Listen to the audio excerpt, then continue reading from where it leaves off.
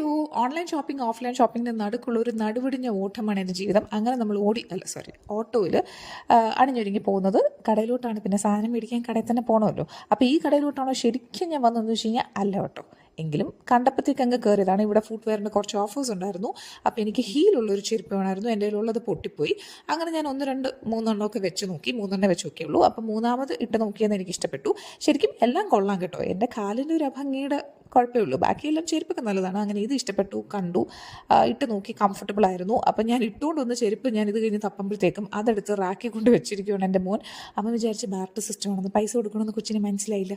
അപ്പോൾ എന്തായാലും ഇത് ബില്ല് ചെയ്തിട്ട് ഇറങ്ങി. പൈസ കൊടുത്ത് ഞാൻ സാധനം മേടിക്കും, കവർ ഞാൻ മേടിക്കൂല. അതുകൊണ്ട് ഞാൻ വീട്ടിൽ നിന്ന് തന്നെ കൊണ്ടുവന്നു. ഇനി നമുക്ക് ശരിക്കും വരേണ്ടിരുന്ന സ്ഥലത്തേക്ക് നമ്മൾ വന്നു. കേക്ക് മെറ്റീരിയൽസ് ഒക്കെ വിൽക്കുന്ന കടയിലോട്ടാട്ടോ.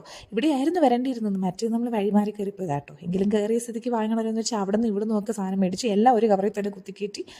ഇവിടെ നിന്ന് ഞാൻ കവർ മേടിച്ചില്ല.